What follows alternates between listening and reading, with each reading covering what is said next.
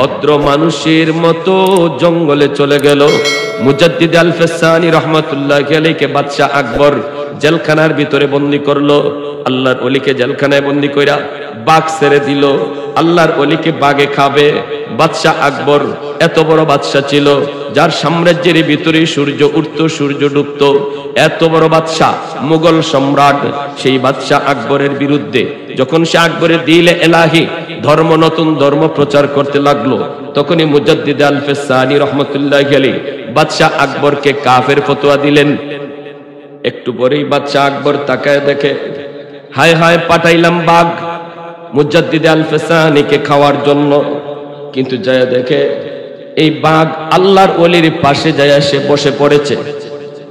এত বড় royal Bengal tiger, মানুষ দেখলে পরে যে পাগল হয়, উন্মাদ হয়ে যায়, রক্ত খাইতে চায়, কলিজা খাইতে চায়, মগজ খাইতে চায়। সেই বাঘ মুজাদ্দিদ আল ফেসানি রহমাতুল্লাহি আলাইহির পাশে যায়া মাথাটা নিচের দিকে দিয়া লেজটা নাড়ায়া নাড়ায়া কি যেন বলতে চায়। ভাষাটা ছিল এমন যেন এমনই বুঝাইতে চায়, হুজুর ওই হারামি আপনাকে চিনে না, কিন্তু আমি বাঘ আপনাকে চিনে ফেলেছি। ওই নাফরমানের বাচ্চা আপনার চিনে না, এই নাফরমানের রাজত্ব টিকে আছে আল্লাহ আপনার খাতিরে। যেরকম সুবহানাল্লাহ, আল্লাহ বাদশার বাদশাহী টিকায় রাখছে আপনার উসিলায়, আপনাদের মতো উলামায়ে কেরামের উসিলায়, আল্লাহ ওয়ালাদের উসিলায়। যার খাতিরে আল্লাহ তারে খাওয়ায়, তারে এখনো চিনল না। হুজুর আমি আপনারে চিনে ফেলেছি, আপনার পাটা একটু বের করে দেন। মুজাদ্দিদ আল ফেসানি রহমাতুল্লাহি আলাইহি পাটা একটু বের করে দিলেন, আর পায়ের তলার নিচে যে বালুয়া ছিল, বাঘ জিহ্বা বের কইরা আল্লাহর ওলির পায়ের নিচের ধুলাবালিগুলি চাটতেছে। সুবহানাল্লাহ। এজন্য আল্লাহর নবী কই, ইন্নাল আলিমা ইস্তাগফিরু লাহু মান ফিল আরদ ওয়া মান ফিস সামা হাত্তাল হিতানু ফি জাওফিল মা। এখন বলুন আপনারা, মাদ্রাসার কদর করা দরকার আসেনি না নাই? উলামায়ে কেরামের পাশে থাকা দরকার আসেনি না নাই? ঘরে ঘরে হাফেজ আলেম তৈরি হলে মাদ্রাসার ফায়দা যেমন, এর চেয়ে বেশি ফায়দা সমাজে। হ্যাঁ, কেউ যদি মাদ্রাসা ধ্বংস করে দিতে চায়, সে নিজের জীবনকে ধ্বংস করলো। কেউ যদি মাদ্রাসা বন্ধ করতে চায়, সে নিজের পায়ে নিজে কোরাল মারলো। আমরা দেখেছি বাংলাদেশে অতীতে বেশ কিছু মন্ত্রী মাদ্রাসার বিরুদ্ধে কথা কওয়ার পর একজনও জাগাতে নাই, কিনা জোরে, একজনও জাগাতে নাই। এই টাকলু মাথার মধ্যে আবার ফ্যানও পড়ে, ফ্যান পরারও আর জায়গা পাইল না, ফ্যানটাও কি আর জায়গা পাইল না, আমার মাথার উপরে ফরবই তো। তুমি মাদ্রাসা বন্ধ করে দিবা, এই বন্ধ করে দিবা, সেই করবে। তোমার ফ্যানেও চিনে, ঠিক কিনা জোরে কর, তোমার ফ্যানেও চিনছে। কয়েক বাটফাড়ে একটা কিচ্ছা কই, বলবো সামনে, বলবো ইনশাল্লাহ। কয় টাকা কেমনে কামাই করি, কোনো সুরত পায় না। তখন লিডার যেটা ছিল বাটপাড়ের, হ্যাঁ কয় এক কাজ কর, মাইকিং কর, বড় একটা প্যান্ডেল বানায়া আমরা মাইকিং করব, যে 10 টাকার টিকিট কাইটা এই প্যান্ডেলের ভিতরে যেই ঢুকবে সেই আল্লাহকে দেখতে পাবে। নাউজুবিল্লাহ, জোরে কোন। এখন মাইকিং করতেছে, 10 টাকার টিকিট কাইটা যেই ঢুকবা সেই আল্লাহ দেখতে পাবা। এই ধরনের একটা অফার যদি আপনার কানে আয়, আপনি চিন্তা করবেন দূর 10 টাকা জলে যায়, যাক চান্স একটা লইয়া লই, দেখলে দেখলাম, না দেখলে টাকা তো আর বেশি না। ওই যেমন আমাগো দেশে মাঝে মাঝে এরকম 10 লাখ 20 লাখ টাকার লটারি সারে না, হ্যাঁ 30 লাখ টাকার লটারি লাগলেই সারছে, এটা এখন কমছে। 10 টাকা টিকেটে একজনে চিন্তা করে লাগলে তো 30,000, যাক না আমার 10 টাকা। কিন্তু এভাবে কোটি কোটি মানুষে 10 টাকা করে দিলে যে হের কত কোটি হইতেছে, হ্যাঁ তো ওই হিসাব করছে, ঠিক না? মানুষজন কয় ঠিক আছে 10 টাকা টিকিট, এটা তো কিছু না, কিনা শুরু করি, সবাই কিনতেছে। বাদশাহ কয় আমার জন্য একটা টিকিট কাট, আমিও একটা চান্স লই। বাদশার বউ কয় আমারে ফালায়া কি লাভ, আমার লাগিও কাটো, আমিও একটা চান্স নেই। বাদশায় টিকিট কাটছে, বাদশার বউয়ে কাটছে, মন্ত্রী কাটছে, সবাই টিকিট কাটছে। আল্লাহ দেখার সুযোগ যায়, আল্লাহকে দেখার সুযোগ দেন। এখন সর্বপ্রথম বাদশা গেছে, বাদশা গিয়ে মন্ত্রী তুই আগে ঢুক। মন্ত্রীরা আগে ঢুকাইছে, মন্ত্রী আগে ঢুকতেছে, আর তিনোটা বাটপার বস্তা লইয়া, টেবিল লইয়া, মাইক লইয়া বসা। মানুষের টাকা দেয়, বস্তার মধ্যে টাকা ভরতেছে, খালি বস্তায় টাকা ভরতেছে। প্রথমে মন্ত্রী যে ঢুকছে, ঢুকে দেখে এত মোটা একটা হাওর, সব দিকে ফাঁকা, আল্লাহও নাই, আল্লাহর গোষ্ঠীও নাই, কিছুই নেই, খালি ফাঁকা। মন্ত্রী কয় ইন্না লিল্লাহ, বাটপাররা তো বহুত বড় বাটপারি শুরু করছে, দ্বারা বের হইলে বাইরিতেছে। আর বের হওয়ার সময় শুনে ওই তিন বাটপার মাইকে বলতেছে, শুনেন সবাই আল্লাহ দেখতে পাবে, কিন্তু যার জন্মে ভেজাল, যার কি ভেজাল, যার জন্মে ভেজাল, যার বাপের ঠিক নাই, ও আল্লাহ দেখতে পাবে না। এখন মন্ত্রী কথা শূন্য কই ইন্না লিল্লাহ। তাহলে তো আমার জন্মে কিছু মনে ভেজাল আছে, নাইলে তো আমি আল্লাহ দেখতে পাইতাম। আচ্ছা, এরপরেও এখন আল্লাহ যে দেখতে পারি নাই, এই কথাটা তো বলা যাবে না। মানুষে জিগাইলে আমাকে বলতে হবে আল্লাহ দেখছি। যদি বলি দেখি নাই, তাহলে বলবে তুই দেখবে কেমনে, তোর তো বাপেরই ঠিক নাই, ঠিক না? বাদশা সহ সবাই গেছে, বাদশা গেছে, বেটা এদিকে আয়, তুই প্রথম ঢুকছো, আল্লাহরে কেমন দেখলি? মন্ত্রী কয় স্যার, ঢুকে দেখেন যে সুন্দর আল্লাহকে দেখা যায়,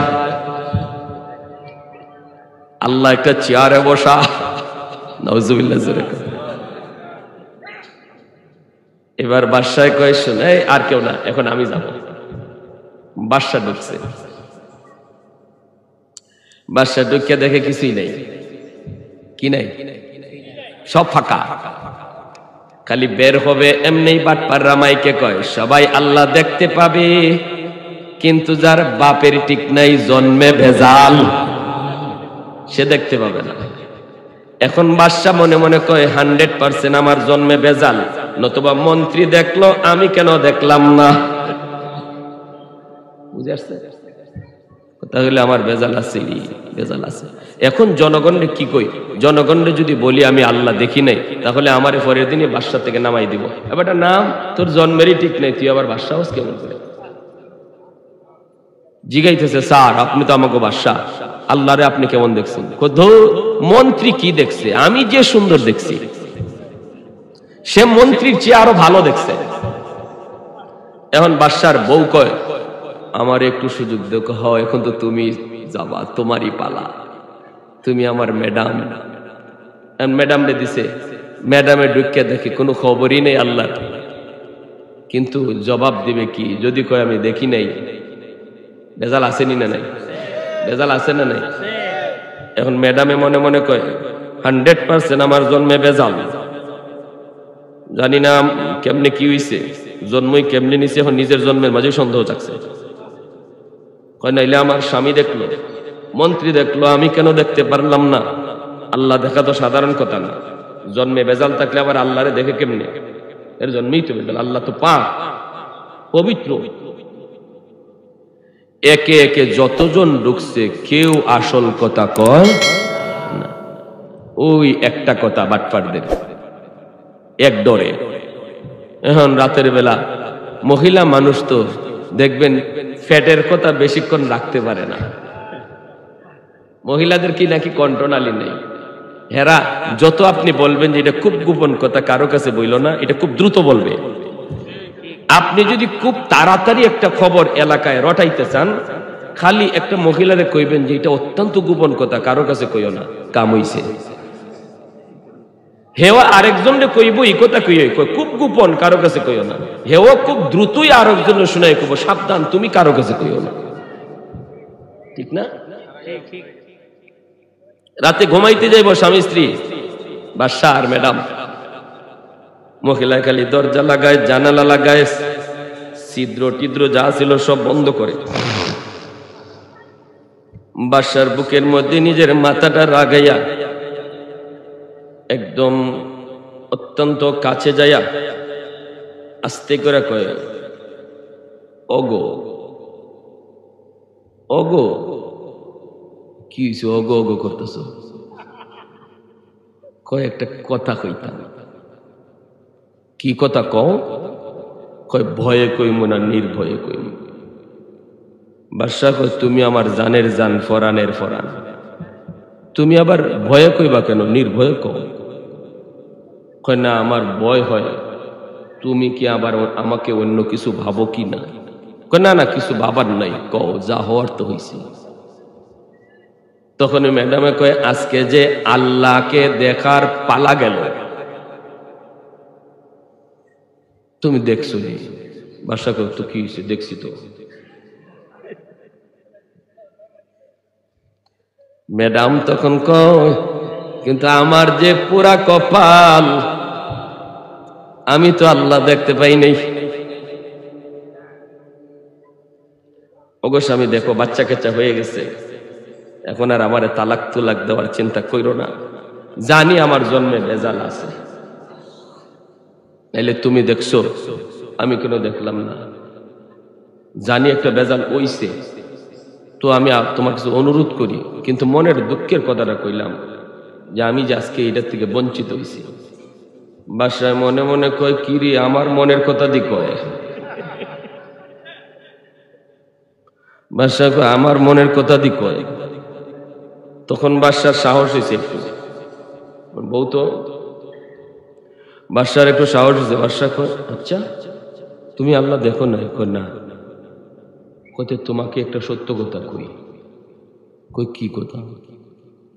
বাদশাহ কয়, কারো কাছে কইও না, আমিও আল্লাহ দেখি নাই। তখনই ম্যাডামে কয়, তাহলে তো তুমি আর আমি এক জাতের, তোমারও বাপের ঠিক নাই, আমারও বাপের ঠিক নাই। এখন কুফু মিলছে, এখন আর আমার ডন নাই, তালাক তোলাক দিবা, ছেড়ে ছেড়ে দিবা। তোমারও জন্মে ভেজাল, আমারও জন্মে ভেজাল।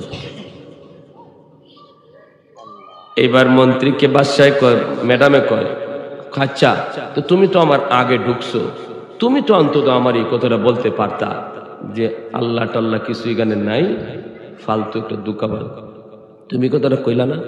বাদশাহ কয়, কেমনে কই, কি কইতেছে শুনছনি? যদি কথা কই তাহলে বাদশাহে যাইব, এই ডরে তো আমি কই নাই। তখন এই কয়, তাহলে তোমার মন্ত্রী, মন্ত্রী যে সবার আগে ঢুকেছে, এ দেখছিনি? বাদশাকে তো খারো, এরে আনি। এখন পাঠাইছে ফৌজ, এই মন্ত্রীর ধরে 144।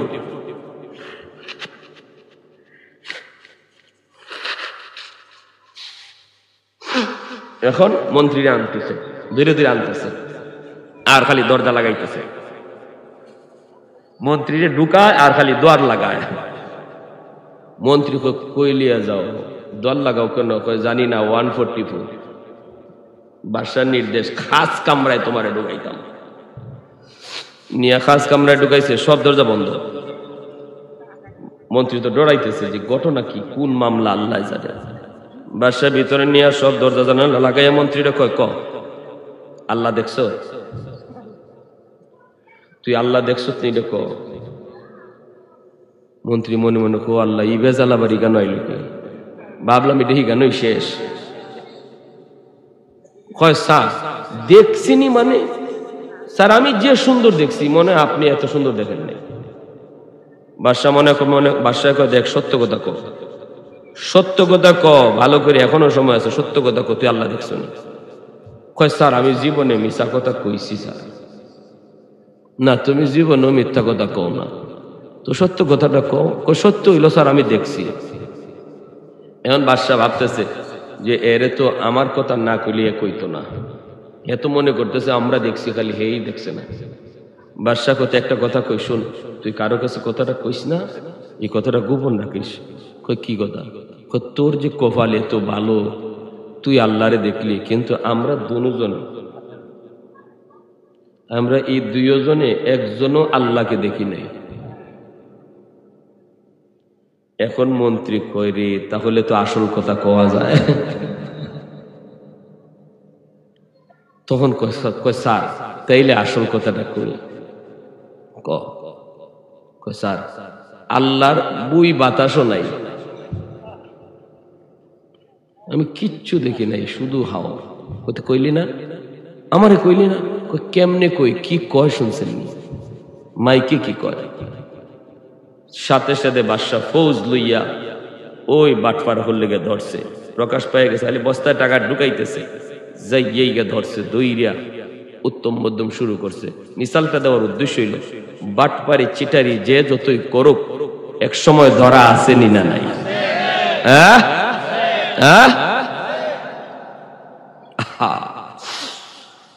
আমার ভাইরা বন্ধুরা জন্য বলতেছিলাম, আল্লাহর গোলাম খাঁটি আল্লাহর ওলিরা কখনো তারা এরকম ভাবে আগে পরে টাইটেল লাগায় না, সিধা সাদা চলে, সোজাসাজি চলে, নামের আগে পিছনে তো টাইটেল নাই, কর্মকাণ্ড সহজ সরল হয়। শামসুল হক ফরিদপুরি রহমতুল্লাহি আলাইহি বলতেছে, বাবা সাবধান সাবধান, কারো কাছে তুমি বলবা না। লোকটাই কয়, হুজুর বলবো না। আল্লাহর ওলিরা এমনই হয়, এমনই হয়। শাইখুল ইসলাম কুতবুল আলম সৈয়দ হুসাইন আহমদ মাদানী রহমতুল্লাহি আলাইহি সদর শাহ হুজুরের উস্তাদ, সদর শাহ হুজুরের দারুল উলুম দেওবন্দের দীর্ঘদিনের শাইখুল হাদিস কুতবুল আলম শাইখুল ইসলাম হুসাইন আহমদ মাদানী রহমতুল্লাহি আলাইহি, আল্লাহর ওলি যে কোনো জায়গায় যদি কোনো কনফারেন্সে যেতেন, একজন গ্রাম্য মানুষ হুজুরকে দেখলেই দূর থেকে আওয়াজ দিত। কি কইতো বলবো? আলেম ওলামা আছে, দূর থেকে বলতো, কইয়া দিমু কইয়া দিমু। মদনী রহমতুল্লাহি আলাইহি যখনই দেখতেন এই আওয়াজটা এসেছে, কইয়া দিমু কইয়া দিমু, বাতা দেউঙ্গা উর্দুতে খালি বলতো। তো মদনী রহমতুল্লাহি আলাইহি সমস্ত আলেম উলামাকে এইভাবে মানে হাত দিয়ে এইভাবে সবরে দূর কইরা ওই লোকটার কাছে আসতেন, আই সেই লোকটারে বুকে বুকে জড়ায়া দইরা আঞ্জা দিয়া আদর কইরা বলতেন, নেহি বাতাও, কইও না কইও না। আল্লাহু আকবার, জোরে কোন। এই লোকটা যেখানেই মদনী রহমতুল্লাহি আলাইহি কনফারেন্স হবে ওখানেই সে হাজির হইতো, দূর থেকে আওয়াজ দিত, বাতা দঙ্গা, বলে দিব, কইয়া দিমু। মদনী দৌড় দিয়া তার কাছে যায় বুকে বুক লাগাতেন আর বলতেন, নেহি বাতাও, বলো না বলো না। মানুষজন যায় তারা জিজ্ঞেস করত, ওই লোকটারে জিগাইতো, তুমি কি কইয়া দিবা, কি কইয়া দিবা, তুমি কি কইয়া দিবা? তো আমাদেরকে কয় নেহি বাতাও, বলবো না। মানুষে যদি জিগাইতো, কিতা কইয়া দিবা, তুমি কি কইবা? কইতাম না, না কইমু না। ইয়া আশ্চর্য। কুতবুল আলম হুসাইন আহমদ মাদানী রহমতুল্লাহি আলাইহির ইন্তেকাল হওয়ার পর এই মানুষটা তখন আওয়াজ দিয়া বলতেছে, ও সমাজের মানুষেরা রে, তোমরা কারা আমার কাছ থেকে শুনতে চাও, এবার শুনে যাও।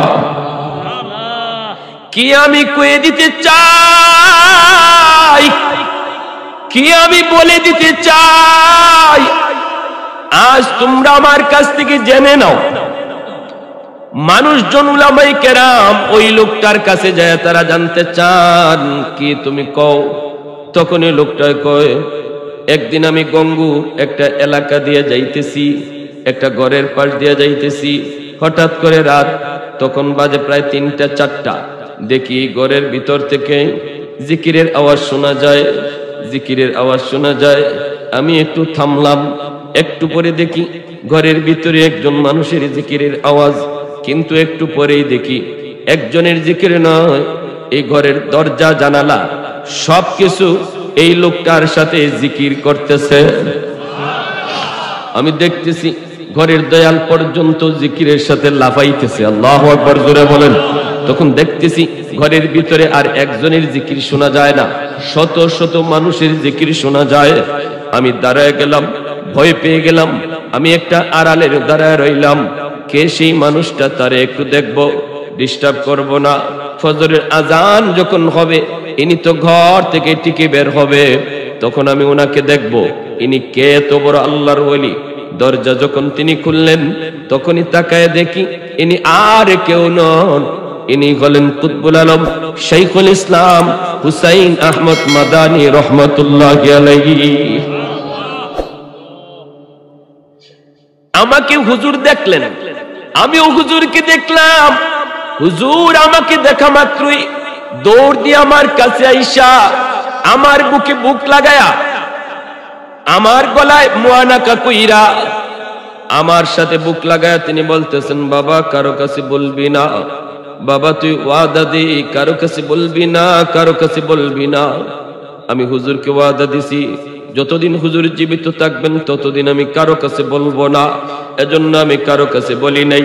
হুজুরকে এরপর থেকে আমি এতটা পাগল হয়ে গেছিলাম হুজুরের জন্য, যখনই হুজুরের নাম শুনতাম তিনি আসছেন মাদারীপুর, তিনি আসছেন শিবচর, তখন আমি এখান থেকে ওখানে হাজির হতাম আল্লাহর ওলির সঙ্গে একটু মুআনাকা করার জন্য, একটু মুসাফা করার জন্য।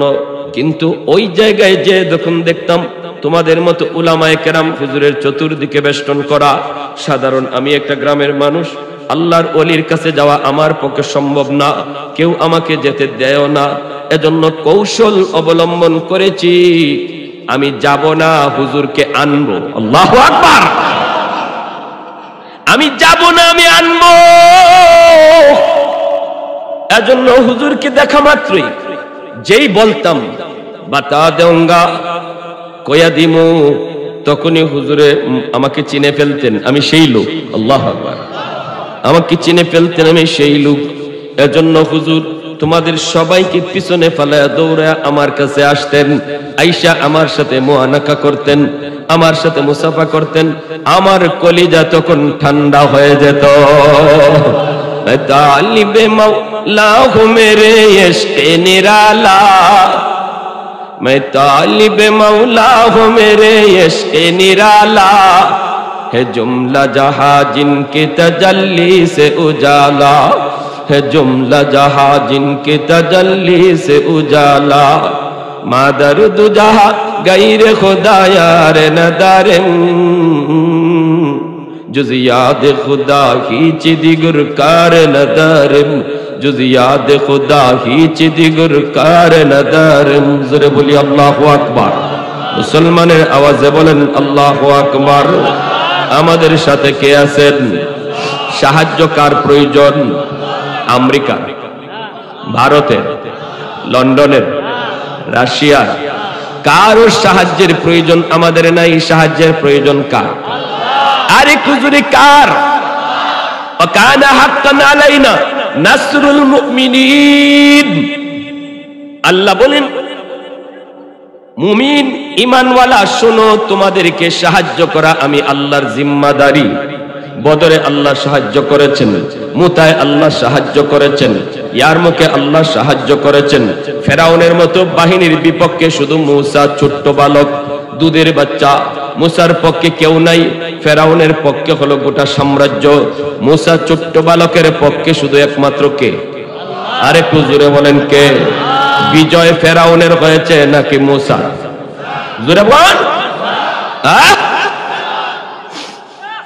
ফেরাউনের সামনে একদিন জিব্রাইল আমিন মানুষের সুরত ধরে যায়, কইতেছে যাবো না, আপনি এত বড় একটা বাদশা, আপনার মতো বাদশা হয় না, আপনি অতুলনীয়, আপনি বেমিসাল, আপনি বেনজির। কইয়া খালি পাম দিতেছে, খালি পাম। পাম বুঝেননি? হ্যাঁ, যেই বললে পাম দিলে পাম লয়, এই বললেই মানুষের লাথি দেয়। যে বলে পাম দিলে পাম নেয় না, এই বললে কেউ লাথি দেয়। জিব্রাইল আমিন কয় আপনি এত বড় বাদশা, এত বড় বাদশা।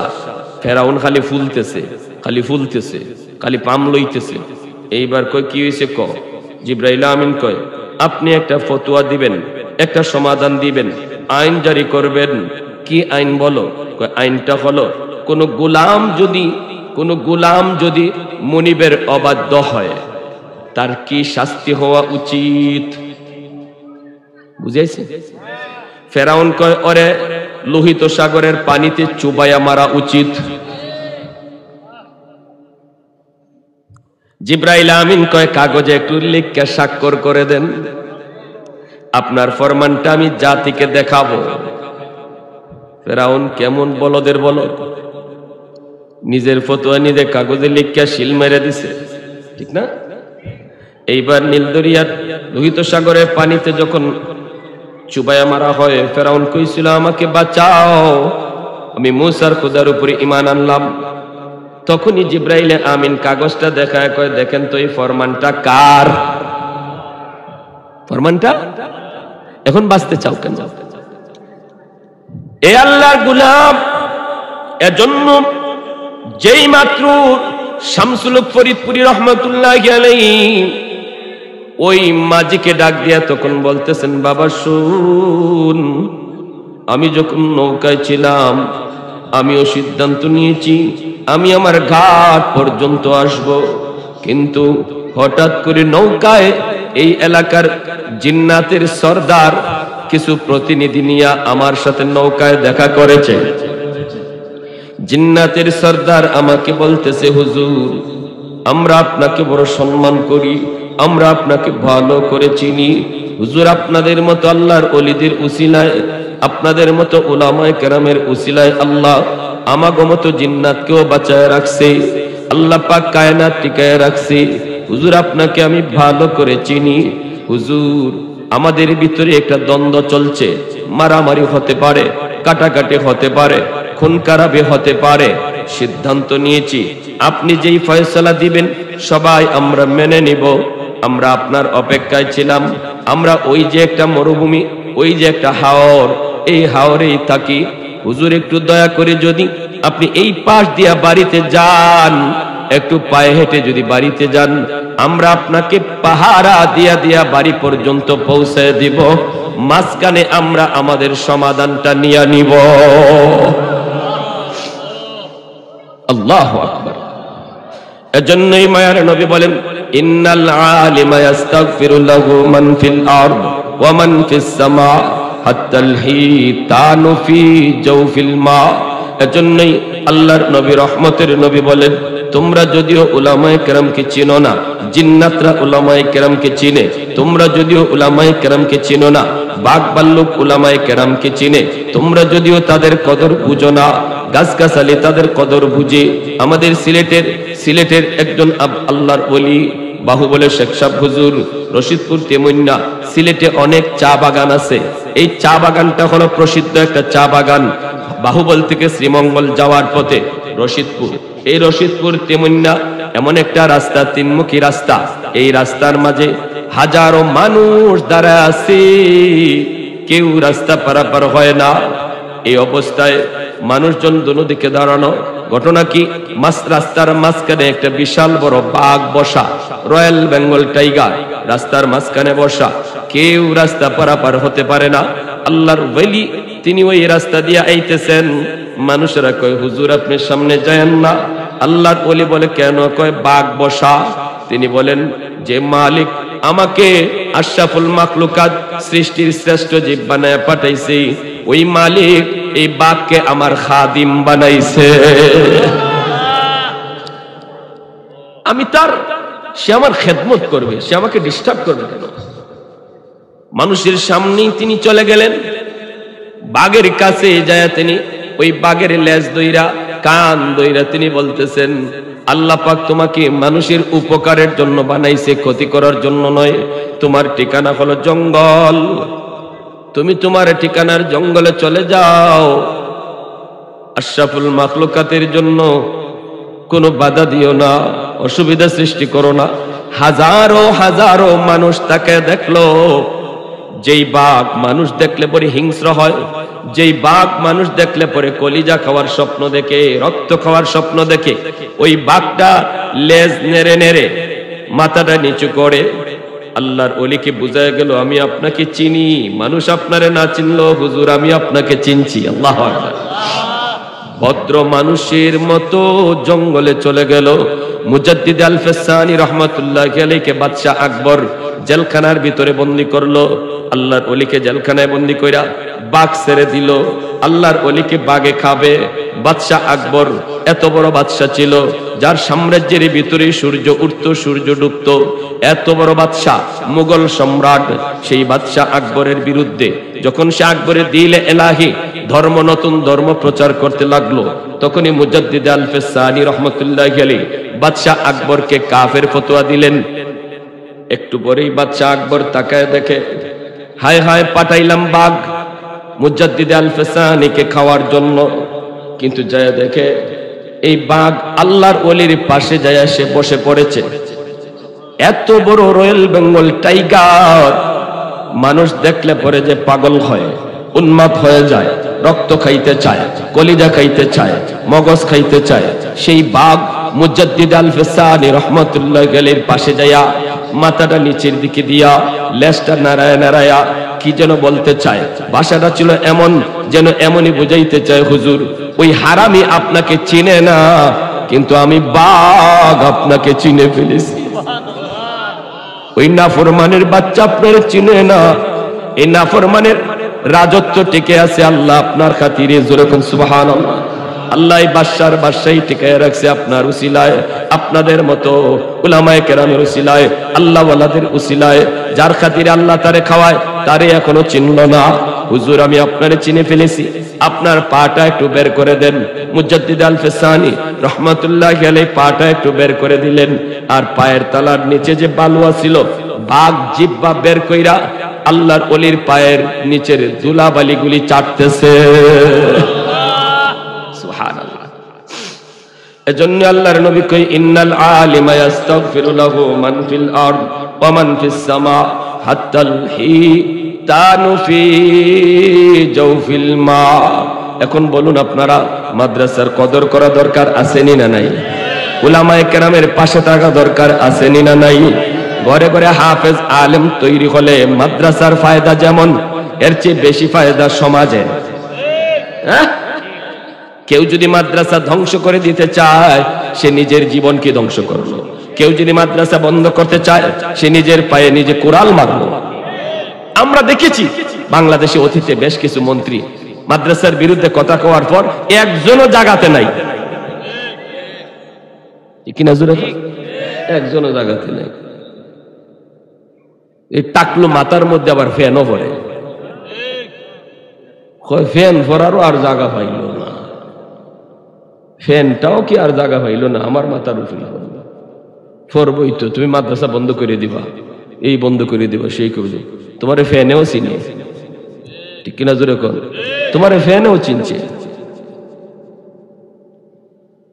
আপনাদের এলাকার জন্য তো তাদের খবর তুমি নাও, খোঁজ খবর তুমি নাও। চাচা কতদিন হয়ে গেল আমাদের বাড়িতে আসেন না, আব্বা থাকতে আপনি কত আমাদের বাড়িতে আসছেন, আব্বার সাথে কত আপনাকে দেখেছি, আজ আব্বা না তাকায় আপনারও দেখি না। চাচা একটা চা খায় যান, চাচা একটা পান খায় যান, চাচা একটা লঙ্গি নেন। এই বইলে যদি বাবার বন্ধুরে তুমি সম্মান করো, ইজ্জত করো, নবী কয় যেন বাবার কবরে তুমি পোশাকটা পাঠায় দিছো।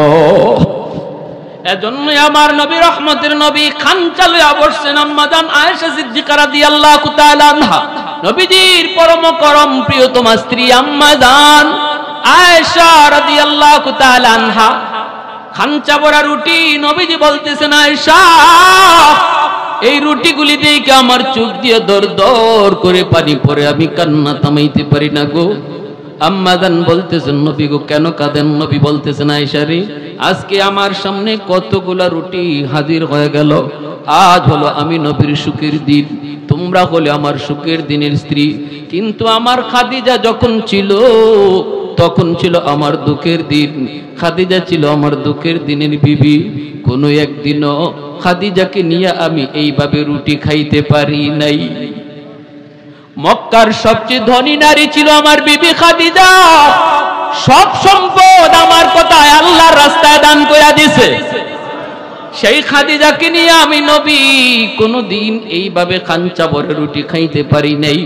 এজন্য আমার গলা দিয়ে এই রুটিগুলি যাবে না, আগে তুমি আমার খাদিজাকে একটা রুটি দিয়ে আসো। আম্মা জান আয়েশা বলতেছেন ইয়া রাসূলুল্লাহ, নবী গো খাদিজারে কেমনে দিব গো নবী, আপনার খাদিজা তো কবরে শায়িত। আম্মা জান খাদিজাতুল কুবরা রাদিয়াল্লাহু তাআলা আনহার কবর মক্কা শরীফ জান্নাতুল মুআল্লায়। মক্কা শরীফে যারা গেছেন হজ করতে, মক্কা শরীফের কবরস্থানে যারা গেছেন, এখানেই আম্মা জান খাদিজাতুল কুবরা শায়িত। ইসলাম এতটা প্রচার আর প্রসারের পিছনে যেই মহিলার সবচেয়ে বড় অবদান, যিনি সর্বপ্রথম ইসলাম গ্রহণ করেছেন তিনি হলেন উম্মতের জননী আম্মাদান খাদিজাতুল কুবরা রাদিয়াল্লাহু তাআলা আনহা। আমি ওই জায়গায় যে আমার সাথীদেরকে বলছিলাম এই যে আম্মাদান খাদিজার কবর, এই কথাটা বলতে একজন সৌদি মতুক আমাকে ডাক দিয়া কয়, হযরত ভুল করেছেন। আমি তো অবাক, ভুল করেছি, বুঝি নাই। কয় তুই সেই জননী, যেই জননীর অবদানের কারণে আমি আপনি ইসলাম পাইছি, অতএব তার নামটা শুধু আম্মাদান খাদিজা বললে হয় না, বলেন আম্মাদান খাদিজাতুল কুবরা। আল্লাহু আকবার। বলেন আম্মাদান খাদিজাতুল কুবরা, বড় মহান। কুবরা বলতে মহান। মক্কার এমন কোন মানুষ নাই যেই মানুষ আম্মাদানের সাহায্য পায় নাই। সেই নারী আমার নবীর কাছে আইসা সব সম্পদ ইসলামের জন্য দান করে দিছে। নবী বলতেছে, আয়েশা এই রুটি আমি খাইতে পারবো না, আমার খাদিজারে একটা রুটি দিয়ে আসো। আম্মাদান আয়েশা কয়, নবী গো খাইতেন না গো নবী, কেমনে দিব আপনার খাদিজারে, তিনি তো কবরে শায়িত। নবী বলতেছে, আয়েশা আমার খাদিজা যদিও কবরে শুয়ে আছে গো, তবু আমার খাদিজার একজন বান্ধবী দুনিয়াতে এখনো বেঁচে আছে, নাম হলো নাফিসা। নাফিসারে যায় একটা রুটি দাও। আমার খাদিজার এই রুটি দেওয়া হলো। আওয়াজ দিয়া কোন না সুবহানাল্লাহ। আল্লাহ নবী বুঝাইলেন, মা বাবা দুনিয়াতে নাই, দেখো মা যাদের সাথে চলতো ওই মহিলাদেরকে পাইলে মার মতো শ্রদ্ধা কইরো। বাবা যাদের সাথে চলতো বাবার বয়সের মানুষগুলারে পাইলে বাবার মতো শ্রদ্ধা কইরো, তাহলে আল্লাহ পাক মা বাবার কবরে তোমার খেদমত পাঠায়া দিবে। ভাইরা আমার জন্য বলছিলাম কয়টা আমল, জোরে বলেন কয়টা আমল। এক নাম্বার হলো তাদের জন্য দোয়া করবো তো ইনশাল্লাহ। কি দোয়া? বলেন রাব্বির হামহুমা কামা রব্বায়ানি সগীরা। এ যুবক, মার কবরে পাশ দিয়া চইলা গেল, বন্ধুদের নিয়ে তুমি চলে গেলা বাবার কবরের পাশ দিয়া, একটা বারের জন্য মুখ দিয়ে এই দোয়াটা বের হলো না। বাবার রুহটা ডাইকা ডাইকা কান্দে আর কয়, বাজান রে কত রাত তোমার জন্য বাবা ডাক্তারের কাছে দৌড়াইছি, কোনদিন তোমার কারণে বাবার নামাজটা কাজা হয়েছে, আজকে আল্লাহর দরবারে ওই নামাজের কারণে বাবা গ্রেফতার। একটা বার যদি কবরের পাশে দাঁড়ায়া রাব্বির হামহুমা কামা রব্বায়ানি সগীরা কইয়া দোয়া করতা, আল্লাহ বাবার কবরের আযাব আল্লাহ মাফ করে দিত। দুই নম্বরে নবী বলতেছে দান সদকা করো, মসজিদ মাদ্রাসায় দান করো, ওয়াজ মাহফিল করো, নেক কাজে তুমি বাপ মার নামে দান করো। তিন নম্বরে নবী বলতেছেন, শুনো তাদের কোনো পাওনা যদি তাকে পাওনা পরিশোধ করো, মানুষের কোনো হক যদি তাদের দ্বারা নষ্ট হয়ে থাকে তুমি সন্তান হিসাবে তাড়াতাড়ি হকটা ফিরাইয়া দাও। চার নম্বরে নবী বলতেছেন, তাদের রক্তের মানুষ যারা আছে তাদের খোঁজ খবর তুমি রাখো, ডায়েরি কইরা নাও। ডায়েরি, বর্তমান যুগটা তো সহজ, মোবাইলের যুগ। ডায়েরির মধ্যে আত্মীয় স্বজনের নাম লিখে রাখো, আর ডান দিকে তুমি নাম্বারটা উঠায় রাখো, উপরে লিখে রাখো সপ্তাহে একদিন ফোন দিয়া খবর নিব। তুমি যদি ফোনটা দিয়া খবর নাও, এক সপ্তাহ পর পর, 15 দিন পর পর, 1 মাস পর পর ফোনটা ডায়েরিটা নিয়ে বসো, নাম্বার দেখে দেখে ফোন নিয়ে শুধু খবরটা নাও। আমার নবী কয় প্রতিটা ফোন তোমার বাবার কবরে যাইতেছে। সুবহানাল্লাহ, জোরে বলে। প্রতিটা ফোন মায়ের কবরে যাইতেছে। 5 নম্বরে নবী বলতেছে, বাবা মার সমবয়সের মানুষ দেখলে পরে তাদেরকে বাবার মতো শ্রদ্ধা কইরো, মার সমবয়সের নারী দেখলে মার মতো শ্রদ্ধা কইরো। আল্লাহ পাক মা বাবার কবরে তোমার খেদমত পাঠিয়ে দিবে। আমলখানা কারা কারা করতে প্রস্তুত আছেন? হাত উঠায় দেখা। আল্লাহ তুমি কবুল করো, জোরে বলেন আমিন। এ যুবক, যাদের মা বাবা দুনিয়ায় জীবিত আছে রে, আজ রাতে আমার কাছে মাপ চাইয়া নিও, খুশি করে নিও। মশারিটা আজকে টানায় দিয়ে দিও, মার বাবার মশারিটা টানায় দিও, মাথায় একটু তেল মালিশ করে দিও, পায়ের তলায় বাবার তেল একটু মালিশ করে দিও।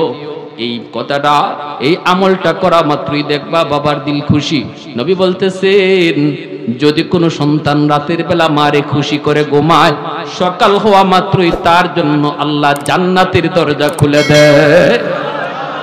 عن ابي هريره رضي الله تعالى عنه قال رسول الله صلى الله عليه وسلم من اصبح مطيعا لله في والديه اصبح له بابان مفتوحان من الجنه। আর যদি কোনো সন্তান রাতের বেলা মারে কষ্ট দিয়া ঘুমাও, সকাল হওয়া মাত্রই নবী কয় তোমার জন্য জাহান্নামের দরজা আল্লাহ খুলে দিবে।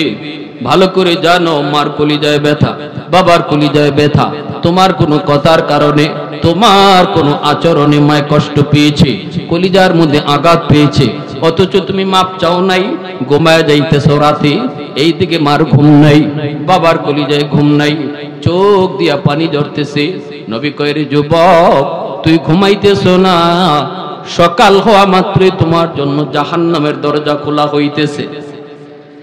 অতএব আজ রাত মারে খুশি কইরা, বাবারে খুশি কইরা, যাদের বাপ মা দুনিয়া আছে, কারা কারা এই আমলটা করতে রাজি আছো? একটু হাত উঠে আল্লাহরে দেখাও। আল্লাহ তুমি কবুল করো। আরেকখানা হাদিস কইলাই, আবু দাউদ শরীফের হাদিস, মান যারা কবরা আবাওয়াইহি ফি কুল্লি জুমাতিন গুফিরা লাহু কুতিবা বাররান। তুমি মাফ চাইতে পারো নাই, বাবা কবরে চলে গেছে, এখন কি করব? হুজুর আমার তো সুযোগই নাই মাফ চাওয়ার। রাসূল কয় জুম্মার দিন যদি বাপ মার কবর জিয়ারত করো, তাহলে আল্লাহ তোমার এই অপরাধটা, এই দুষ্ট আল্লাহ মাফ কইরা তোমাকে বাধ্য সন্তানের তালিকাভুক্ত বানায়। ইব্রাহিম খলিল শুধু আল্লাহ নামটার এত পাগল, আল্লাহ নামের এত পাগল, ফেরেশতারা কয় মালিক ইব্রাহিম তোমার বন্ধু হয় কেমনে? আল্লাহ কয় আমার পাগল এজন্য আমার বন্ধু। কয় বুঝি না মালিক, কেমনে তোমার এত পাগল?